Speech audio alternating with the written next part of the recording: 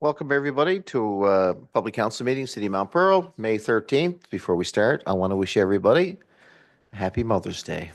Bit belated, but I hope you all had a great day with your family, your friends, and your favorite things. Council, before you see an agenda, there's a whole bunch of proclamations outside the kit. It must be that time of the year. So I'm going to ask for a motion, and that's moved by Councillor Lane. Thank you. And second by Councillor Rice to adopt the agenda. All in favor? And those opposed? That's carried. Thank you very much.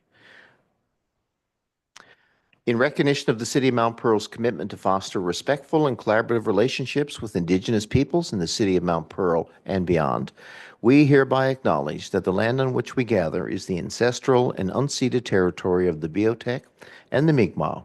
Mount Pearl and the broader metro region continues to be home to diverse Indigenous peoples, including First Nations, Inuit, and Métis. I'd also like to note we have the Deputy Mayor joining virtually. Good to see you, Deputy Mayor. Everybody says hi. Hello. And we can hear you well. Council, April 29th minutes are before you. And I'd like to ask if there's any errors or omissions. Hearing none, I'm going to call for a motion to adopt those minutes. Moved by the Deputy Mayor and seconded by Councillor Rantoul. All in favor? Opposed? And that's carried as well. Council, any business arising, and please quote the item number from either the action report or the document itself.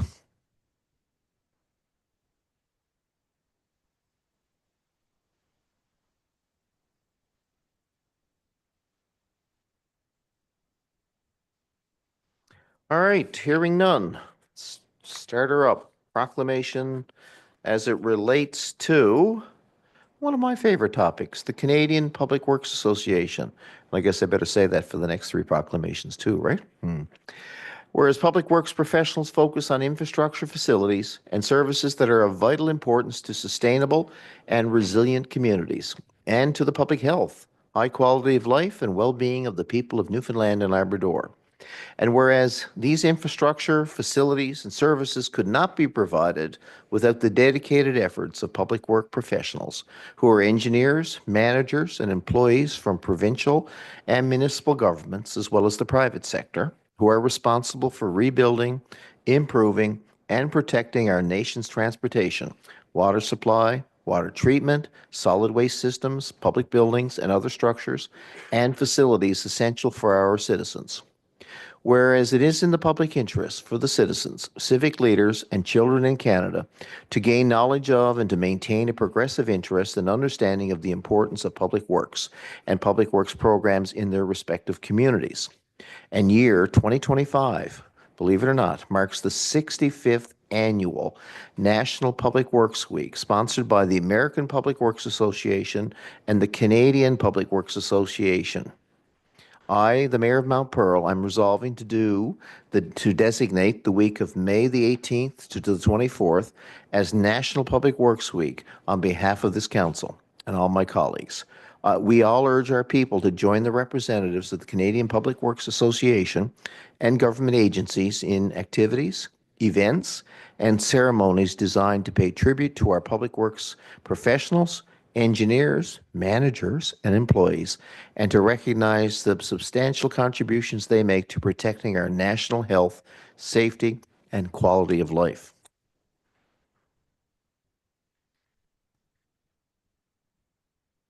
I'll sign that, Council. We'll do a picture shortly. I'd like to invite Co-Chair Councillor Rice to speak to the proclamation. Thank you very much, Your Worship. It gives me a great honor actually to speak on this. So I just want to give actually some information. First of all, I just want to say congratulations to the Public Works Department. From the 18th to the 24th of this month, we got recognition for Public Works Week. So I just want to recognize, the amount of work and the staff, the amount of work that they do, the organization by our administrative staff, our director, our superintendent, our supervisors, our forepersons. It's not only the City of Mount Pearl, doesn't become as good as we are overnight. It takes a lot of years of planning. a lot of years of commitment to asset management, and it takes a lot of hard workers in the city. So I just want to read out some information regarding some of the stats actually on our public works. Talking about our staff resources, the department staff resources have, like I said, mentioned before, the director, public works superintendent, 7 4-persons, an executive assistant, and unionized staff of 57 permanent full-time employees and 26 seasonal employees. Matters requiring actually approval of council en route to council's corporate service and the public works committee, part of the proclamation. The major services provided by the department are highlighted here. Under the road services, the garbage and recycling, and our bulk garbage collection, our weekly garbage and recycling collection from 9,605 residential properties, plus subsidiary apartments, is 12. We have 12,000 garbage bins, utilizing 3 garbage trucks and automated arms, 2 recycling trucks, 1 garbage service truck utilizing 12 garbage routes throughout the city, 4 per truck, and 8 recycling routes, 4 per truck per week. An annual free garbage collection, which is very, very, we still got the free garbage, bulk garbage collection in the city that we do every spring. So it's a big plus for the city to have that. And this includes branches. Also, we have including branches for wood chipping, carrying out in the spring of each year for our residents. And we also have a pre-paid bulk garbage collection on Mondays from May till October. So garbage is also collected from 10 city facility garbage bins twice per week. Under the snow clearing, and we don't really want to be talking about snow clearing this time of year, but Mount Pearl is known for its golden service under snow clearing. And when you speak about all the municipalities, around our area, and even, I guess, you can speak about bigger municipalities around Newfoundland, Labrador, like Corner Brook and Gander, they look up to Mount Pearl as the top snow clearing, municipality in the region of Newfoundland, Labrador, and I can certainly boast about that. So under our snow clearing, we have blowing, removal, ice management, and our city streets and city-owned buildings and parking lots. We have street sweeping for 116.9 kilometers of roads, 276 lanes of kilometers of roads, over 100 kilometers of sidewalks, 40 vehicles and pedestrian bridges, and the winter grooming trails, which is we can certainly, as a feather in our hat for our groom trails for our residents in the wintertime, utilizing 14 snow clearing routes within the city. Also, I mean, it's not only just a snow clearing, it's a salting route. So if we have like ice, sleet, or any type of freezing conditions, our city public works staff are out with our various vehicles and equipment from the city fleet. And after each snow event, manually clearing snow from 830 fire hydrants in the city. Under our maintenance and road repairs, pothole maintenance, catch basins, curbs, driveways, I can go on with this, but there's so much work that's being done around our city. And it comes down to, I guess, our maintenance repair in the summertime to our chain link fences, our trailways, our city playgrounds, our ball fields, retention wall barriers. I mean, I can go on and on with this. And also the maintenance of our traffic street lights and our infrastructure around those areas, including poles, light pedestrians, buttons. I mean, all that's done by the Public Works Department.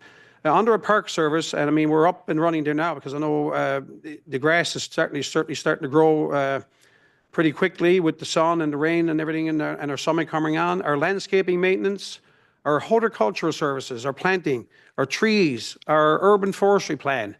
I mean, this is all part of the Public Works Department, including, a lot of our playground equipment installation, which we're starting now up at Gloria Pearson. We just started that there yesterday, putting in brand new installation of our asset management program for our playground equipment around the city. And we also, under the maintenance and repairs of the bench program, replacing our benches in our commemorative bench replacement program, we certainly do all the benches around our trailways and our tree program.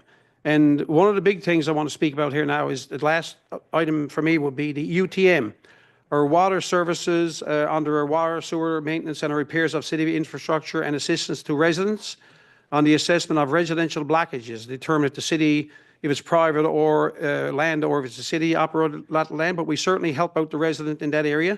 Our weekly leak detection, our weekly testing of drinking water, our commercial water meter readings, our main flushing of the water system, cross-connection control program. And I'll finish off by saying that we have 137 kilometers of water main lines and 57 kilometers of water lateral lines in the city. And we have 127.4 kilometers of sewer main lines and 57 kilometers of sewer lateral lines. 835 fire hydrants, as I mentioned before, so there's always maintenance on those and upkeep, replacing those if needed. And a small number of private commercial hydrants that are maintained by owners and the city as well.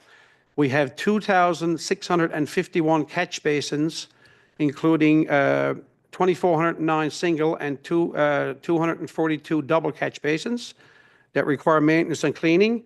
One pump lift station and 5 lift stations for sewer, and 1 water reservoir at Kenmount Hill, and 3 pressure reducing stations, and 1 above ground and 2 below ground.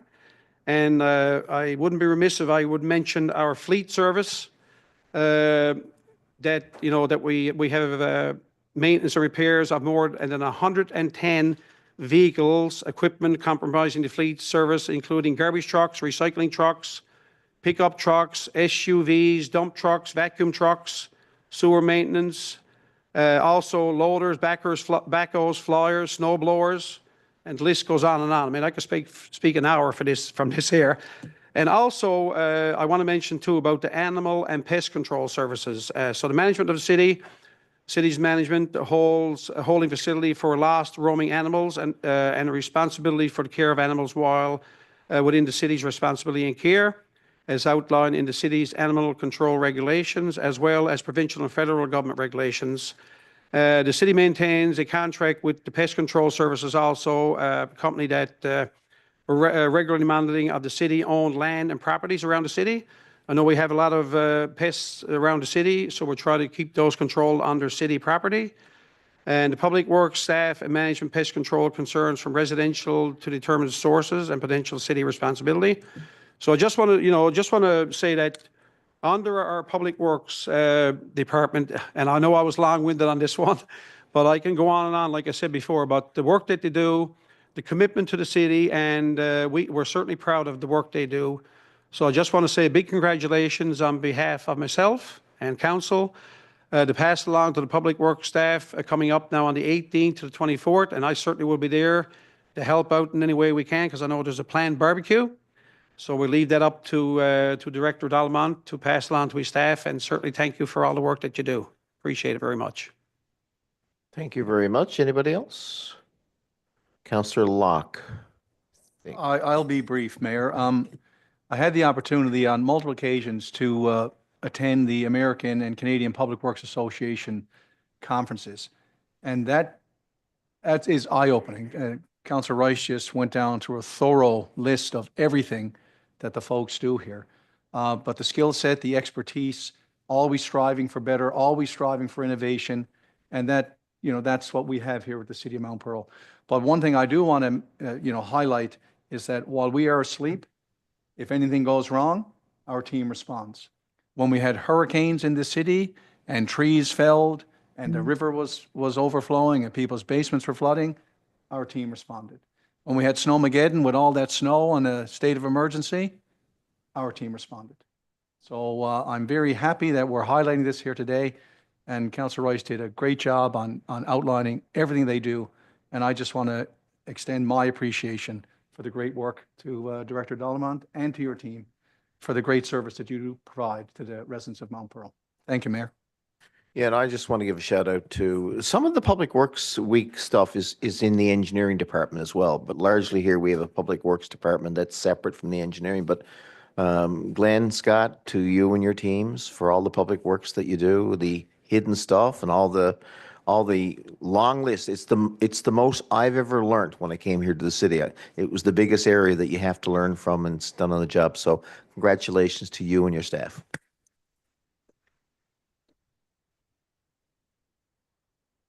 So should we get a picture? Oh, we'll do that later. We'll do that one later, will we? All right. Light it up. Huntington Disease Awareness, Awareness Month. We have Jamie Thornhill, Lorraine Thornhill, and we have Jill Ford here representing the Huntington Society. Would you like to join us at your convenience?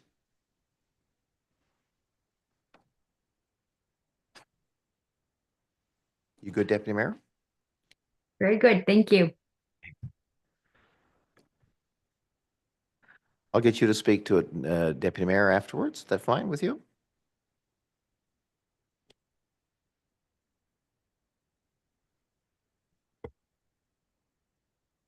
You're good? Yeah.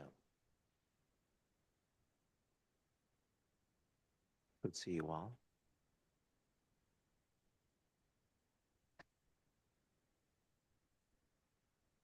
Thanks for joining us. Whereas Huntington disease is a hereditary neurodegenerative illness with physical, cognitive, and emotional symptoms for which there is no cure. And whereas 1 in every 7,000 Canadians has HD, as they sometimes call it, and approximately 1 in every 5,500 is at risk for developing the disease.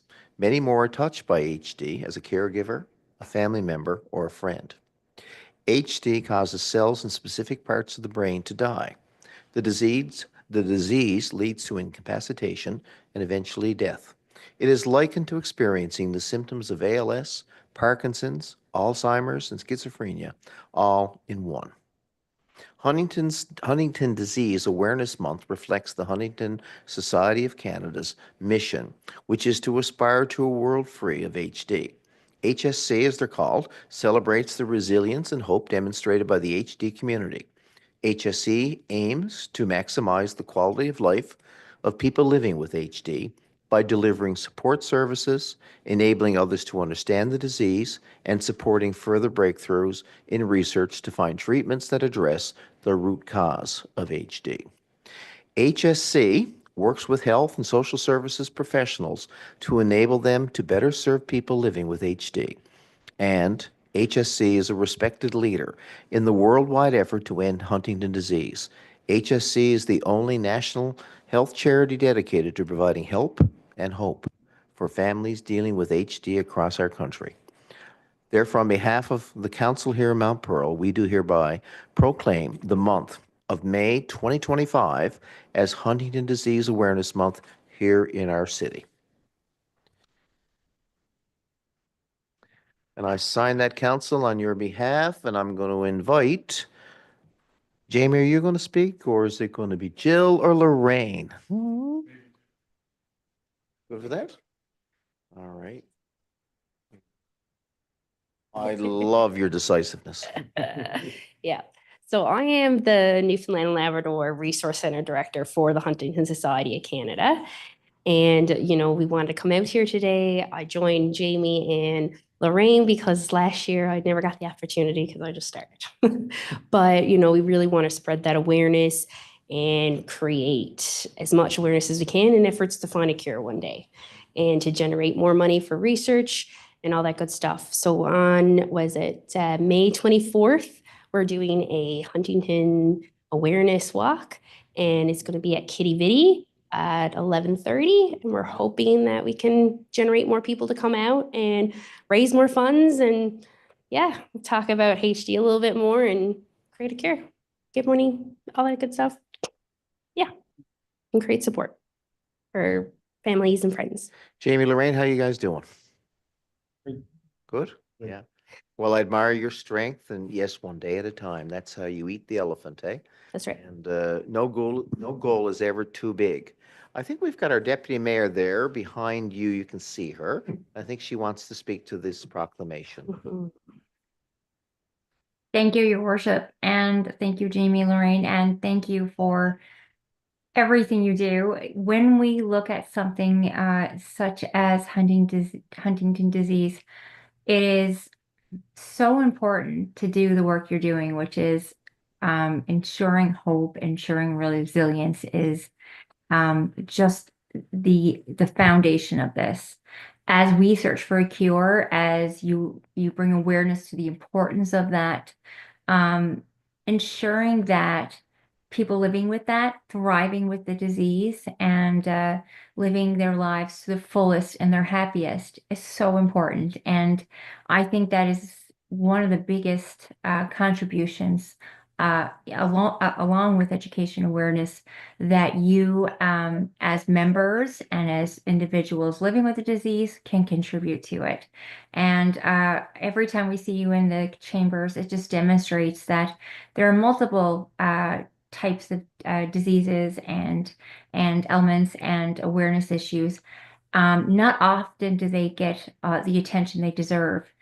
Because you're here, because you're speaking to it, that you've asked for a proclamation to be signed, that you engage with the organizations that are supporting you, that's what makes this is what makes this so important, because somebody is listening right now. Somebody is that is living with this and may not have reached out, or a family member that's caring for somebody, or loves somebody, or has someone in their lives living with this.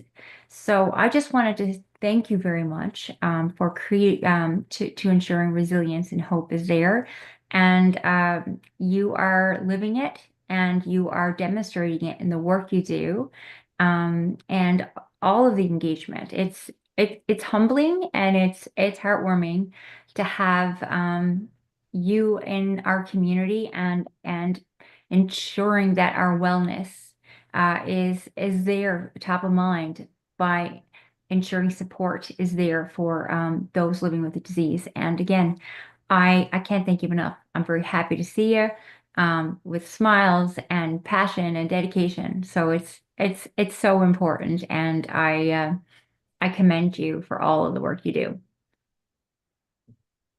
Thank you, Deputy Mayor. Anybody else? Well, how about we light it up with a picture? That's the campaign theme, right? That's All right. right, come and join us, please. Perfect.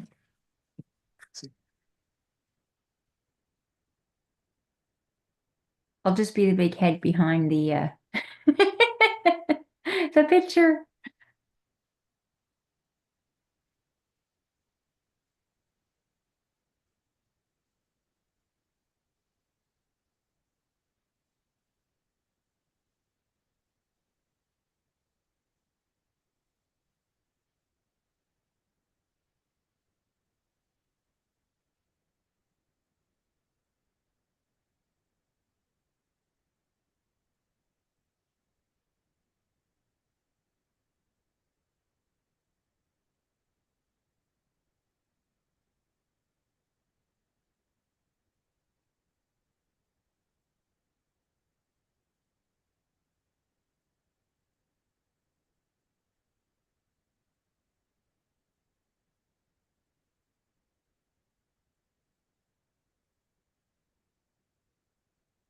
Thank you for coming in.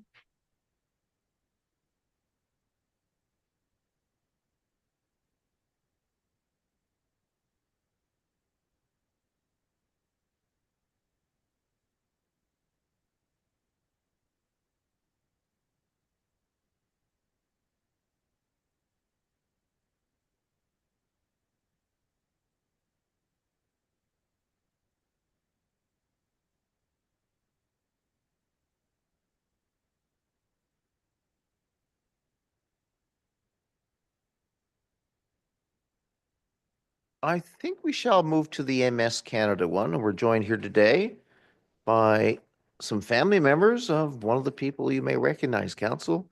We have Holly Miller here, and she's with the Taylor crowd and extended family. And I'd like to invite Holly along with Zita Taylor, a resident of Mount Pearl, who's a big supporter and advocator for MS Canada. And we're not surprised to see you here, Zita. So, and all of you, thanks for coming up at this time.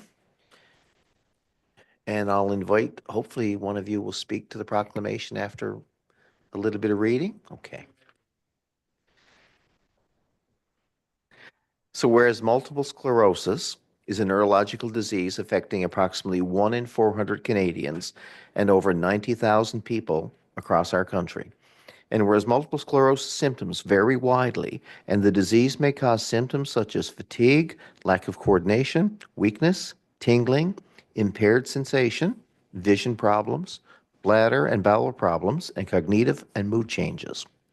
And whereas MS is thought to be caused by a combination of genetic, environmental, and lifestyle risk factors, and MS Canada is the only national organization here in our country that supports both MS research and services for people affected by MS. And whereas annual fundraising events such as the MS Walk, the MS Bike, and A&W Canada's Burgers, my favorite, to beat A&W campaign support these programs to enhance the lives of people affected by multiple sclerosis and help research here in Canada.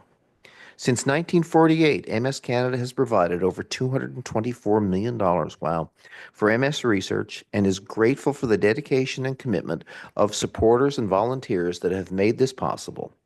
Together, we will find ways to connect and empower the MS community to create positive change and to see a world free of multiple sclerosis. Therefore, on behalf of the City of Mount Pearl and our council, I'm going to sign this proclamation. And I'd like to invite Zita. I'm thinking to start, but you guys can.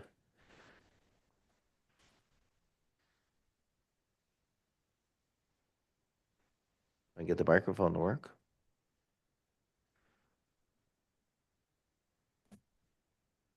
All good. Hi, Zita, and thanks for coming in. Hi, Mayor Aker. Thank you all for supporting us. You're always behind us. I am the MS support leader for Newfoundland.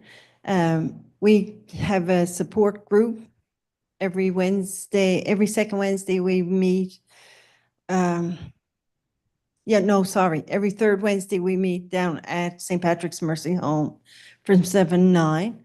We open our support group to people living with MS, people waiting for a diagnosis of MS, for caregivers, for any family member that, because sometimes when you get diagnosed with MS, you're not ready to speak on it. You're not ready to tell anyone. You're not ready to face it yourself.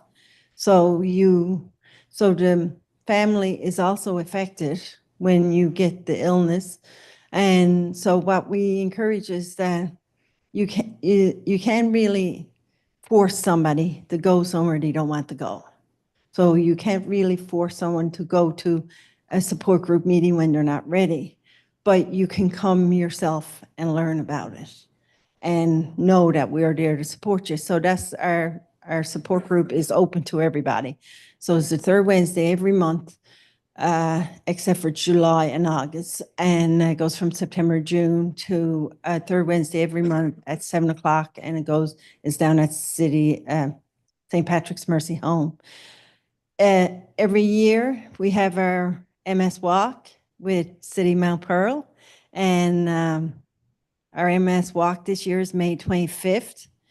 And you will find a lot of details on our MS Walk and how to donate and how to get a team together, and that on our MS Canada website. And we do have our burgers that beat MS. We do. And you can actually eat the A&W burgers, and that's the day you don't have to count calories. Councilor Fry always buys me a burger. So you don't have to count calories that day.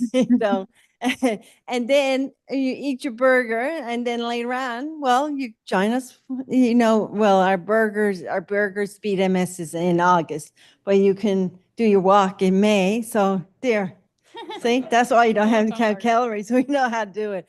But we have a variety of programs. We have a grant program on our website for people that are in need of wheelchairs or walkers or ramps or that, and all the details are on our MS Canada website. For anyone that's looking for learning about medications or that, That's all on our MS Canada website. And the internet can be friendly and it can not be friendly, but when somebody talks to me and says, I think I might have MS or my loved one has it, where can I find the information? Or, I read this online. I always say, go to the MS Canada website. You're getting the true information there. You're not going to get any false information. We're all know 100%. We put a lot of money into our research. We have 2 research teams here. We have Dr. Craig Moore into the MUN lab, and we have Dr. Michelle Ploum down at Miller Center. Dr. Michelle Ploum does mostly the exercise, and Dr. Craig Moore is more into find more the drugs that were, he's on that part of it. And they both are at various times do guest speaking for us at our committees and at our groups and that. And we actually had a tour of Dr. Craig Moore's lab in the month, which was very interesting. It is. So sometimes if we got the time, he's got the time, we got time, we'll get a group of MS people together and that. I'm on the MS Canada website, you will find me on the MS Canada Facebook, and you just contact MS Canada and you'll get in touch with me. And yeah, so this is our month, and May is our month, and May's a lot of proclamations in May, a lot of good organizations in May. But we are one of the organizations in May. We started May the 1st, go to the end of May. In Newfoundland, you're not going to get the weather for everything that we do, but we just go with it. And so our goal is to bring awareness. That's our goal. Our goal as the 2 of us as volunteers is totally to bring awareness to multiple sclerosis. Yes. So we thank you again. Thanks City Mount Pearl for all your support you give us all over the years. I got diagnosed in 2010 and I think I'm up here since 2011 or something. So thank you. You want to say anything? I just wanted to thank the organization for,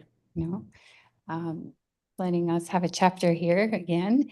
And thank you for having us today. And I'd like to make a shout out to Dr. Cliff down at the Health Science. He's a neurologist and he's doing fabulous research and work. I'd like to thank everybody here again. All our neurologists are excellent. Thank you. Thank you both for coming in. Councillor Angela, I think, is going to lead the response. Thanks Thank you. again. First off, thank you, Holly. Thank you, Zita, for coming in. As we're sitting here, we see many proclamations, and I'm thinking if every organization had a chairperson like Zita, we'd be in great shape. I mean, Zita is certainly, and Holly, Zita, you and your family, you and Dave, Alex, and Jesse, you've always been front and center with MS. I've been on council 8 years. Most of our colleagues here, MS, we all know MS very, very well, and that's true to you. I mean, we know MS is there, and we pay attention to MS. We support everything that you do, everything that you do. I mean, when you raise $224 million since 1948, MS, it's just remarkable. And continue on, and we'll support you wherever. But I think, as you move on, I mean, Zita is quite active. I mean, besides focusing on MS, her husband just got diagnosed with Parkinson's, and she's quite active in that organization too. So well on for you. And I know it was MS, but anyhow, congratulations. Keep up the good work. Thank you very much.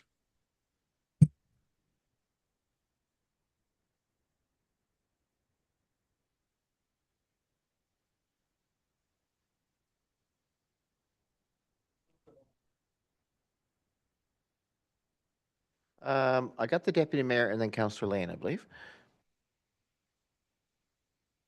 I'll be really brief because hi Zita, you said it all. I just wanted to say, I love you. I love all the work you do.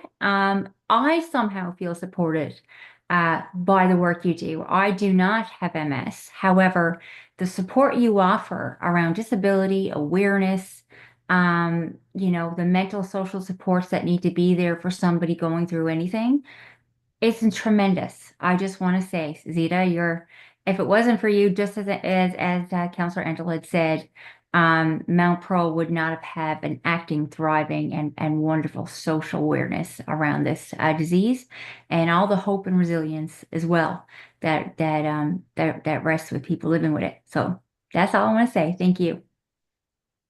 Thank you, Councillor Lane.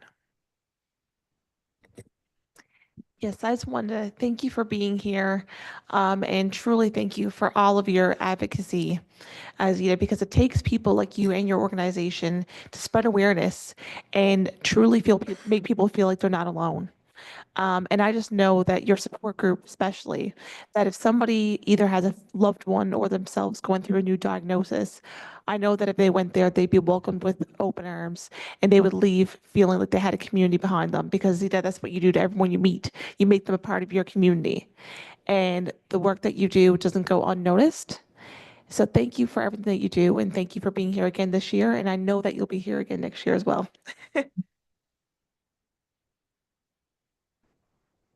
Anybody else? No? How about we do a picture and we invite some of your family? I think we have a sister, we have a husband, we have a son, and Mark is on his own. Yeah, we'll just back it up. Yep. Come on up, guys, please.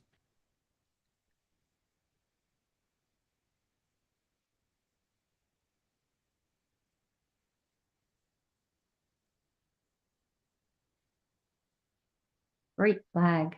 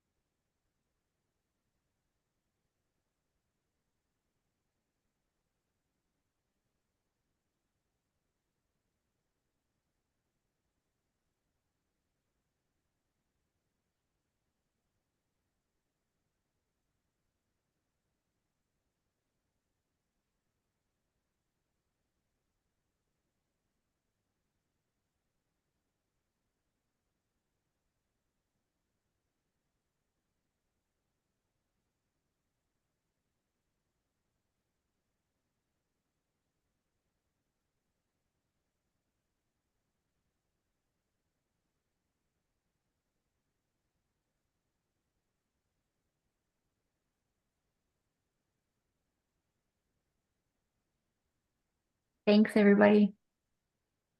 Great to see you.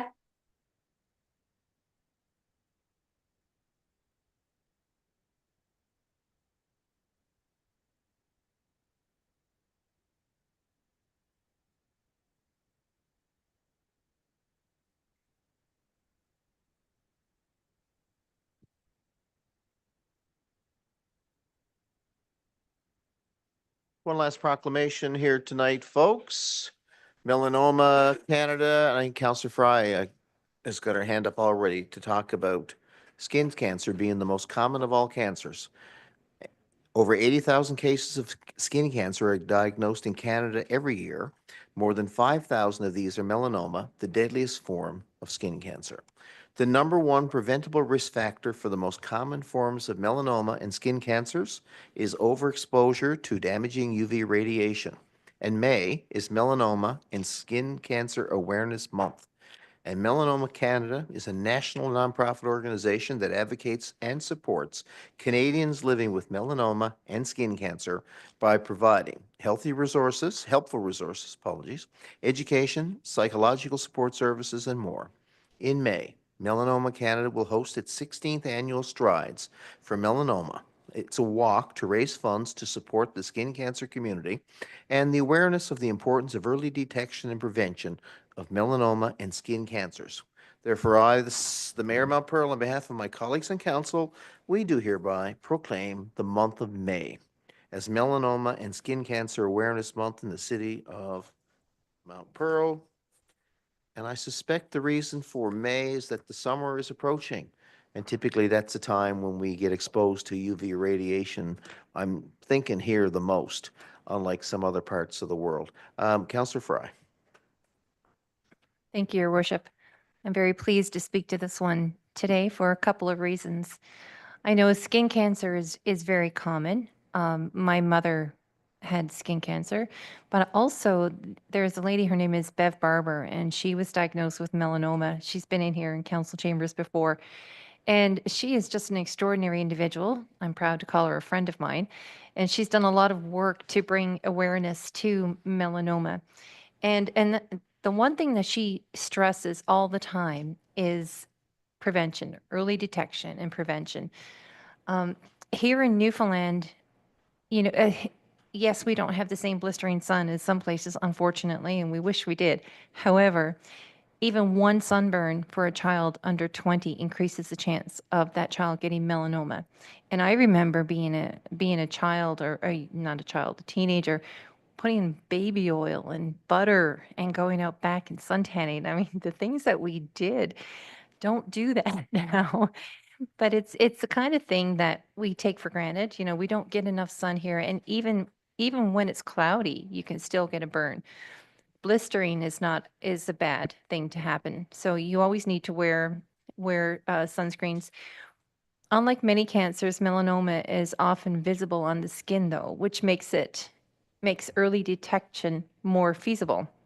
And there's the ABCDE of melanoma, and I'm just going to read these really briefly.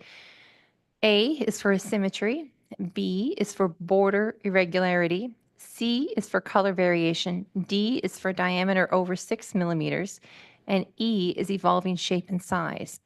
Like, protect your skin, wear protective clothing, use a sunscreen of SPF of 30 or higher. But the most important thing is, if you see anything on your body that is not normal or something that is different, or that you see a change in the shape of a mole, go get it checked. It costs nothing to get it checked, but early detection can make all the difference. And that's it for me, Your Worship. Thank you. Thank you much. Anybody else? Bev couldn't make it today. I think she was planning on attending, but I know she's here in her own special way. Thank you, Councillor Fry. Should we do a picture? I think we should.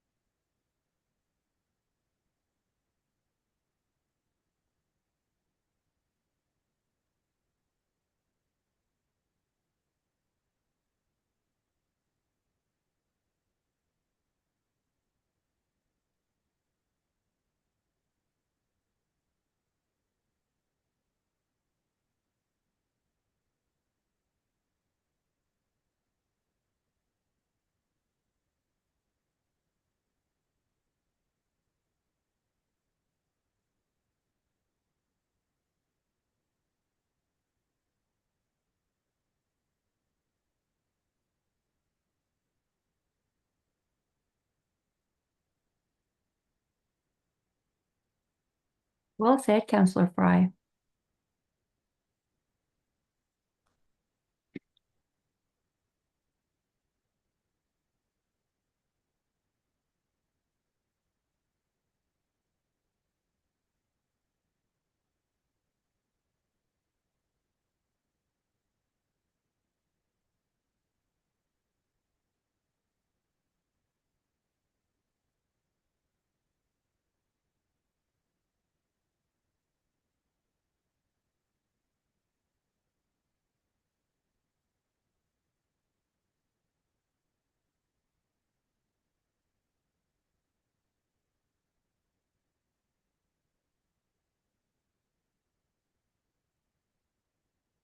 Moving along with haste, the Planning, Engineering, Development Committee report. Councillor Antle, please. Thank you, Your Worship. I'll do the first four, then I'll pass it on to my colleague, Deputy Mayor First one is, number one is Glencoe Drive Storm and the Culvert Upgrade. It's a contract recommendation.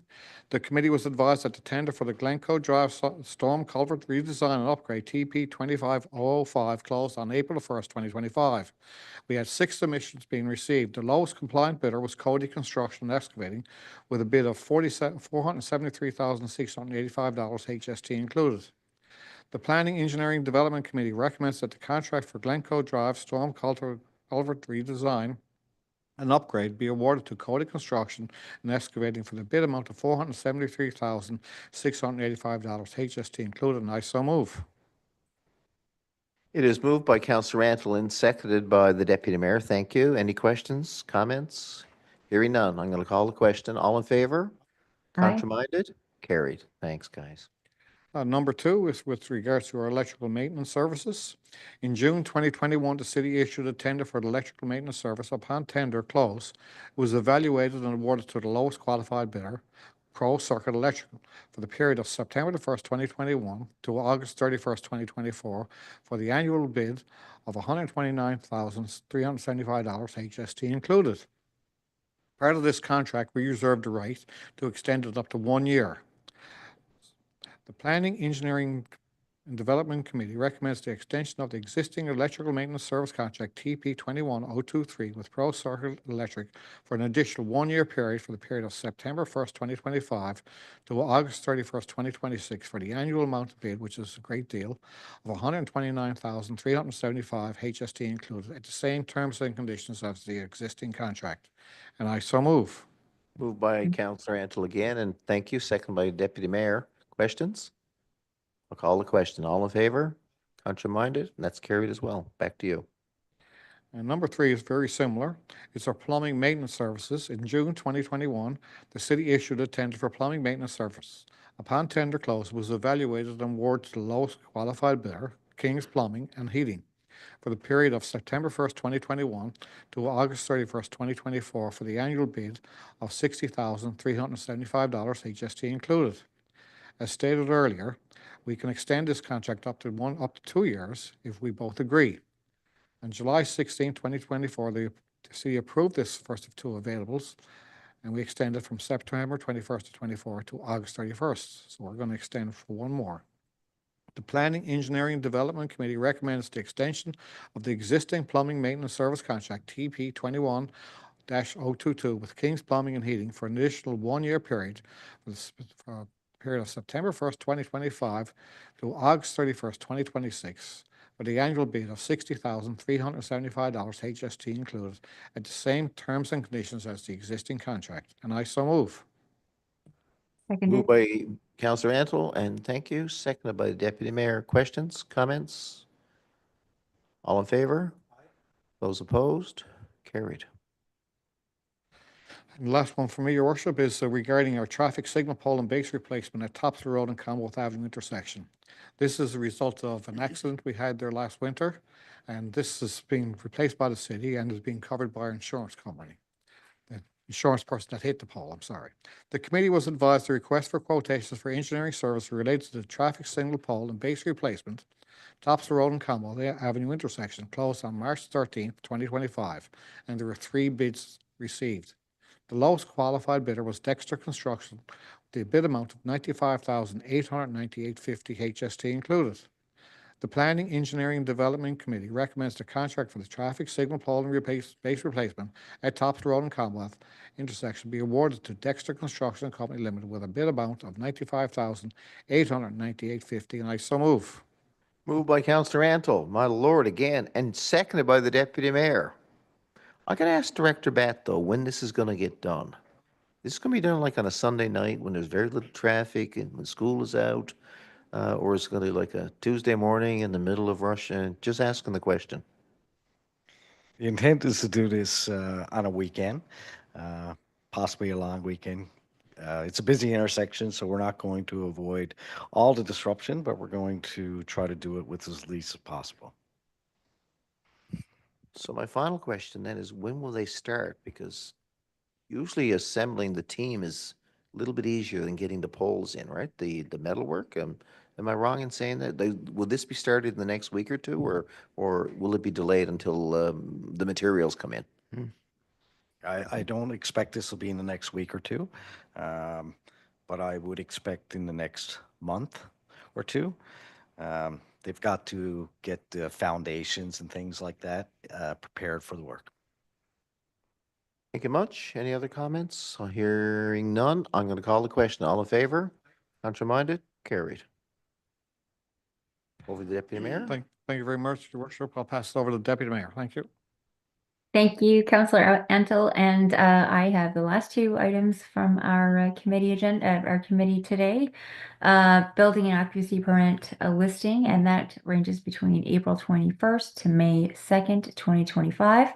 And it's been again a busy time reporting period about in our city, which demonstrates again it's that season. Our recommendation is the Planning and Engineering Development Committee recommends that the residential and commercial permits, building permits issued for this period having a total construction value of $978,750 be approved. And furthermore, the occupancy permit list be accepted as presented. And of course, that's available to view your councillors in your kit. And I so move. It is moved by Deputy Mayor Kiley, seconded by Councillor Antle.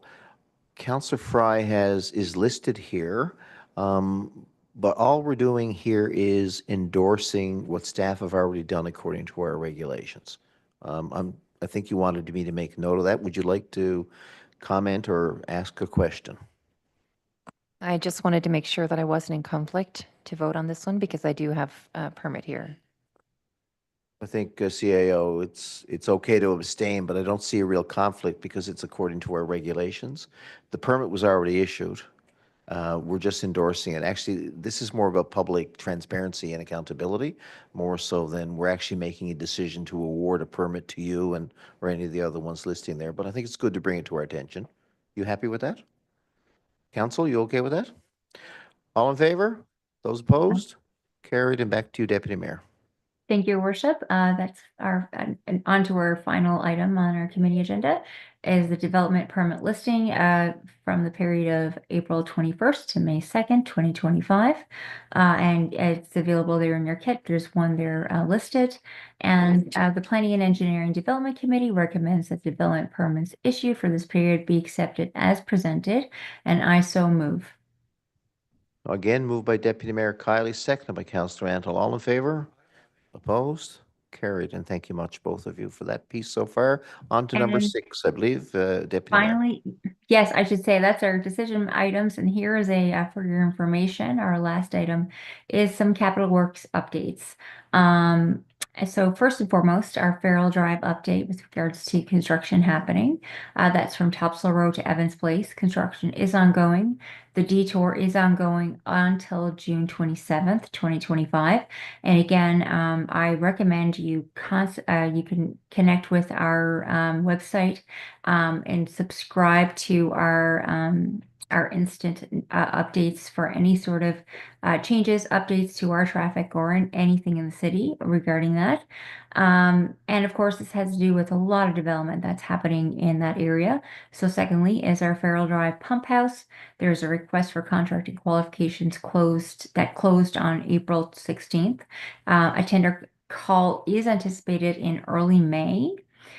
We also have the water tower and associated works tender that is called and anticipated in mid-May. We have the sewage lift station request for contractor qualifications that closed April 30th.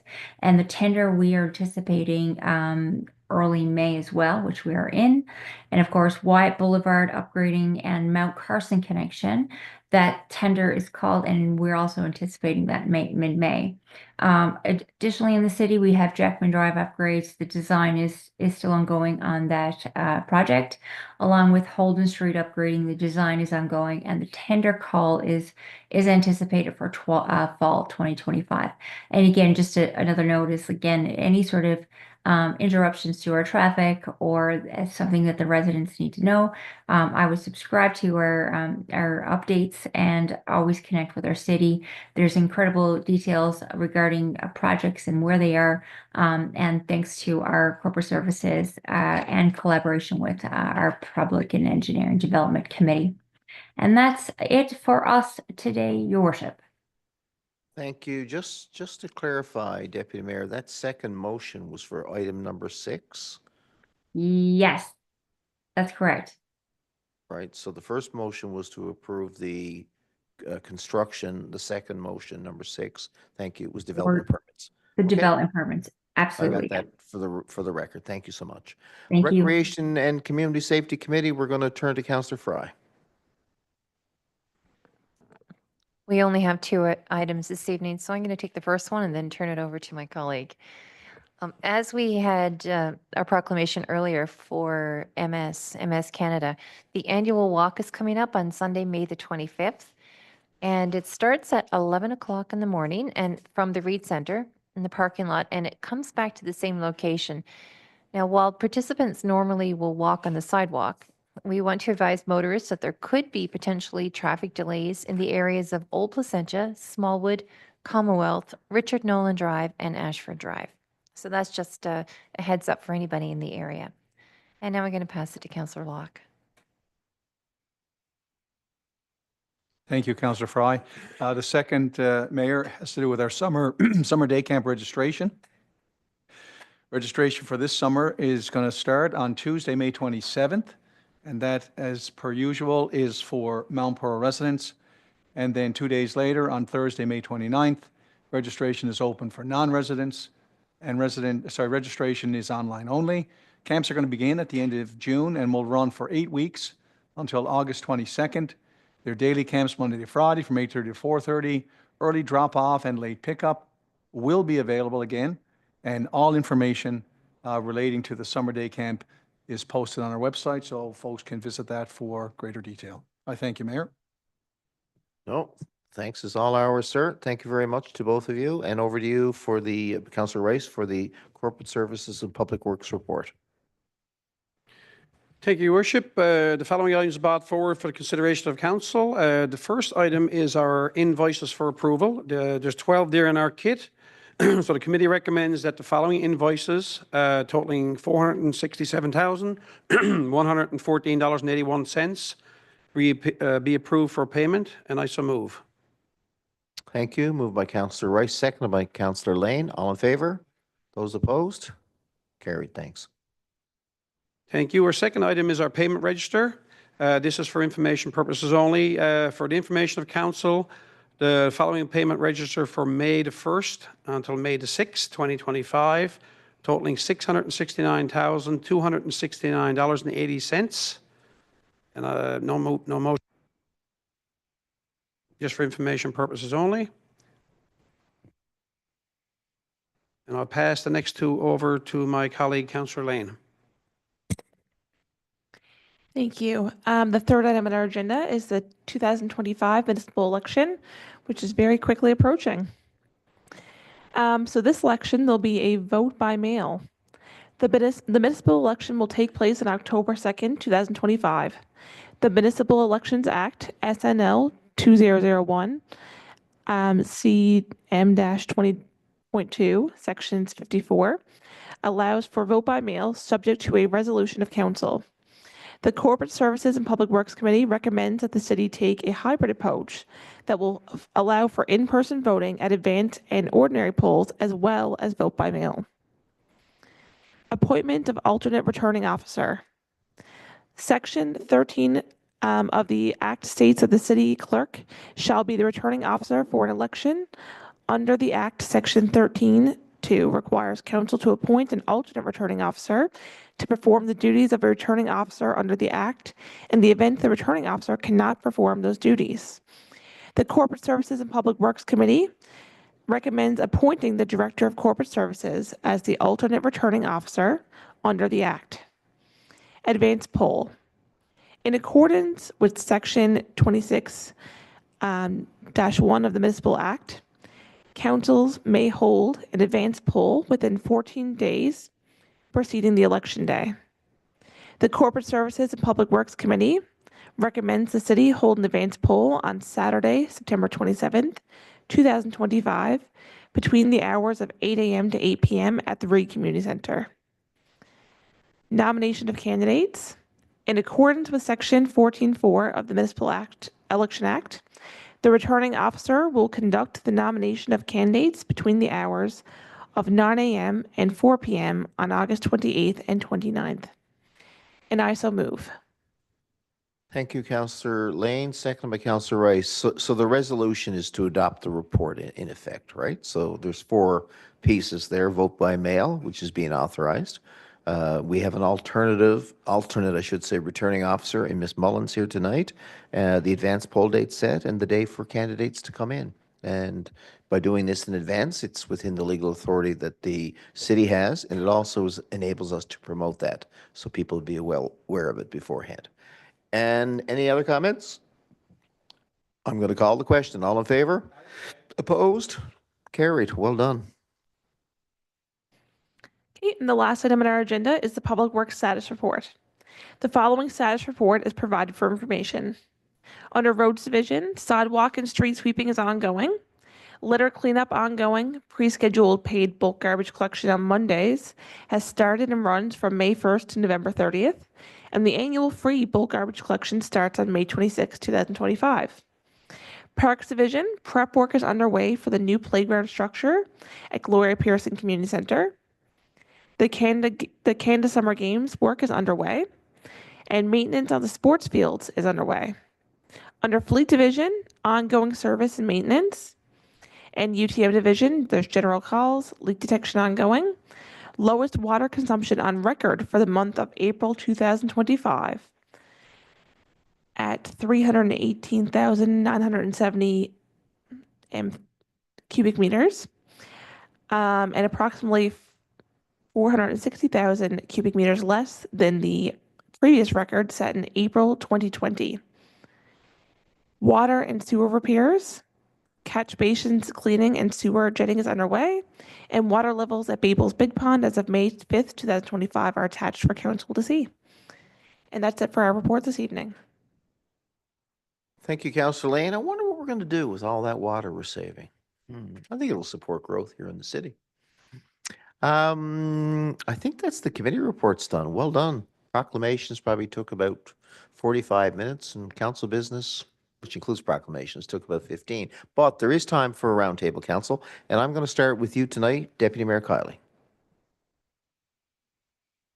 Thank you, Your Worship. I just have one item, and it's really just to publicize and commend again one of the greatest social media campaigns that I've seen come out from the city, and it's the Did You Knows. So on our Facebook, if you were to just go, there's been a couple of these kind of posts about like, did you know this about Mount Pearl? One was historical, one sometimes our programs, sometimes their services.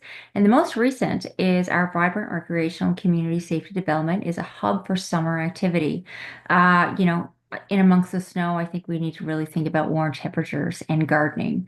But one of the items is that we're going to be hiring about 16 energetic students, and what their role will be is to support the over how many? 52 community garden beds across 2 locations, including 12 accessible beds at Forest Avenue. So just a thought of, first of all, this is one of the amazing services and programs that we offer through our recreation community development.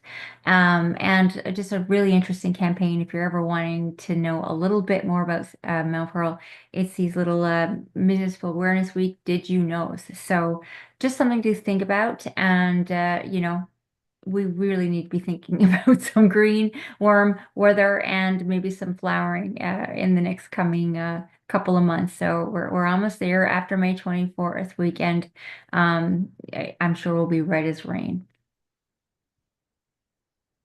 Thank you so much. Over to you, Councillor Antle. Okay, Your Worship, I have 2, but I'll make them quick. Right. The first one has to do with one of our members of our staff here in the city of Mount Pearl, Alana Felt. She's one of our planners here in the city. Alana, if anybody have done any work with Alana, she's very thorough and she does a fabulous, fabulous job. So I'd like you to join me in congratulating. She's now a member of youth accomplishment. Alana Felt recently received her MCIP membership of the Canadian Institute of Planners. This is great. This officially makes her an officially professional planner here within the city. Becoming a professional planner is no small feat. It takes a minimum of 2 years to receive your MICP. You have to apply for the Professional Standards Board, become a candidate member, participate in the mentorship program, log 2 years of work experience here in the city, and take an ethics and professional course and pass the professional exam. And all this is done while completing her master's degree at an accreditation institution. Alana has many dedicated hours here within the city to achieve this goal. And we at the city and we at our PED team are so excited to recognize this achievement. And congratulations, Alana, from behalf of the city. Great. Maybe if we can send a little card to Alana, it would be nice. I just passed it out. And that just came up today. It was great. I mean, I'm after working a lot of times with Alana, and she does such a thorough job. Everything she does, it's done top notch and well done. Also, last week we had the ECMA awards here in the city of St. John's, right? And one of our residents, a couple of our residents won awards, but Corona Brophy, she's a longtime resident here in the city of Mount Pearl. She was honored with the ECMA award of a Stompin' Tom Award. And it's a fitting tribute to all her outstanding contributions to traditional music here within Newfoundland and Labrador. She has over 32 years of leadership in the Celtic Fiddlers and a deep commitment to teaching traditional music in schools across the province. Corona has been a cornerstone of the East Coast Music Awards. And just a little bit about the Stompin' Tom Connors Award. I didn't know what that was, but I had checked it out.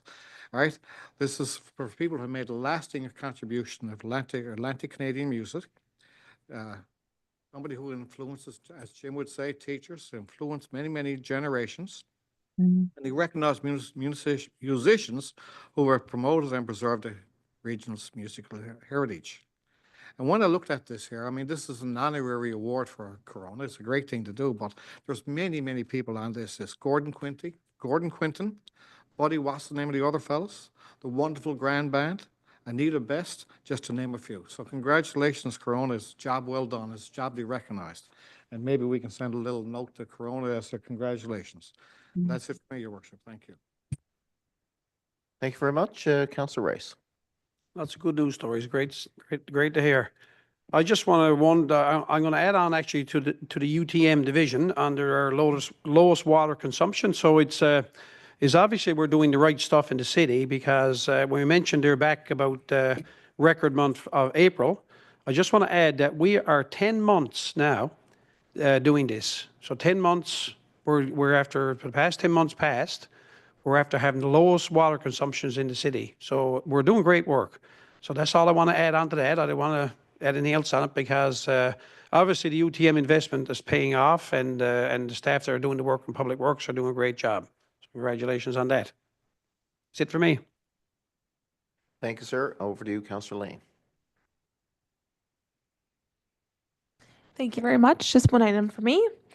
I just wanted to congratulate Mount Pearl athlete Luke McPherson on being selected for the Wrestling Newfoundland team at the 2025 Canada Games. And that is no small feat. Luke trains very hard for this. He goes to the gym every single day, as well as maintaining a balanced diet. And he's been training for this now for quite a while. So huge congratulations to Luke. We wish you the utmost success in the upcoming Canada Games. Yeah, local hero. Over to you. Thank you, Councillor Lane. Over to you, Councillor Fry. Your Worship, I'm not sure if you were aware, but you were replaced for an evening by Mayor Aaron Rose the other evening. We had the Pathfinders, the Mount Pearl Pathfinders, come in and did a mock council meeting here, and boy, were they impressive. They elected a mayor who did a wonderful job keeping the meeting going, and they actually went through a full agenda, and they debated two issues. One was what events should take place in the city for people, youth between the ages of 10 and 12, and the other one is should pets be allowed in all Mount Pearl parks. boy, I tell you, what a discussion. These are future leaders. And, I'd be worried if I were you because she did a really great job. No, no, They'd love to attend they'd love to attend the mayor's barbecue, right? No, they were wonderful, and it's so nice to see young people getting involved in civic duties and civic responsibilities. And kudos to the leaders for taking the initiative to bring them in. So most of my roundtable this evening is about youth. I mean, we were so impressed. Councillor Lane and I were so impressed with their debating skills and their thought process and the way they thought everything through. It was just a lovely evening. And we also we went to see the Mount Pearl Senior High's production of Cinderella. Boy, it was like watching something out of a Broadway show. I mean, the talent that they had, and they did everything on their own. It was just incredible vocals. It was incredible acting. And Emma Neville played Cinderella. She was extraordinary. And Gavin Beggs, of course, was the charming prince. And all of the staff, or all of the actors, all of the cast were just completely flawless. I mean, hats off to everybody involved in that. That was a really enjoyable production. And finally, for me, I had the pleasure of serving as a reviewing officer this weekend for the 284 Marconi Royal Canadian Sea Cadet Corps for their 43rd annual ceremonial review. And again, I mean, this is youth. I was so impressed by them, by the pride that they showed and the discipline by each and every cadet. This program certainly builds young leaders. It was great to see, and it was a pleasure to be there. And on that note, I just want to congratulate a couple of the award recipients. So there was the best dressed cadet on parade that I got to choose. And that was given to Petty Officer Second Class Paige Taylor. There was the Royal Canadian Legion Medal of Excellence, and that was given to Chief Petty Officer Second Class Jacob Carter. And the Cadet of the Year, sorry, 1 second. I lost it there. The Cadet of the Year was Chief Petty Officer Second Class William Sterling. Another Cadet of the Year was Chief Petty Officer Second Class William Sterling. And the Navy League Cadet Medal of Excellence was Chief Petty Officer Second Class William Sterling. Again, it was just a wonderful afternoon, and I just wanted to send that out and a congratulations, give them a shout out, because these are all youth and they're future leaders, and we have so much to be proud of. And I'm going to conclude with wishing everyone the best of luck tomorrow evening during the Focus on Youth Awards. I'm really looking forward to that. It's going to be a great show. And Courtney and Eamon have been fabulous, and I'm looking forward to seeing what's in store for tomorrow evening. And that's it for me, Your Worship. Thank you. Thank you so much. Councillor Locke. Thank you, Mayor. Yes, the gala tomorrow night is a highlight in my calendar, our Focus on Youth Gala, so I'm really looking forward to that. Just two quick notes. The artificial turf at Team Gushue on our middle soccer field is complete. It looks absolutely amazing. So I'm excited to announce that, and I'm sure all the soccer players and parents and coaches and referees are all excited to go back there.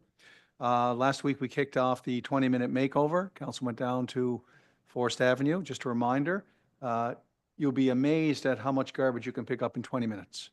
And just a reminder that we do have garbage bags and gloves that you can pick up at City Hall or the Reed Center to go around your neighborhood or other areas of the city where you think could be beautified and do that. I know the school group has reached out to me already looking for gloves and bags, so it's exciting to see that the youth, again, in the spirit of what Councillor Fry was saying, the youth are continuing along that path and helping beautify our city. And the last thing for me, Mayor, is this notice of the Moose Hide campaign. A great initiative. It's an Indigenous-led grassroots movement of men and boys, and in fact all Canadians, who are standing up against violence towards women and children. Wearing this moose hide signifies your commitment to honor, respect, and protect women and children in your life, and to work together to end violence against women and children and to all those along the gender continuum. Help spread the Moose Hide campaign by sharing with your family, communities, organizations. Tomorrow at the House of Assembly, the Moose Hide leaders are going to be on the floor of the House. They will have a fasting tomorrow. I know they participated, I think, in the last 8 years of doing this. And I had a pleasure a couple of years back of meeting one of the founders of this, Sage, from BC. And I think it initiated along the Highway of Tears in British Columbia when Sage's sister was out moose hunting with her father. And of course, there are so many missing and murdered Indigenous women along that Highway of Tears. And that's where this movement became or initiated. And 2 years ago, I think their goal was to present 10 million of these moose hides. And at the time, I think they had 7 members on their committee, and they had distributed 3 million of these moose hides with such a small committee. So it's a huge achievement.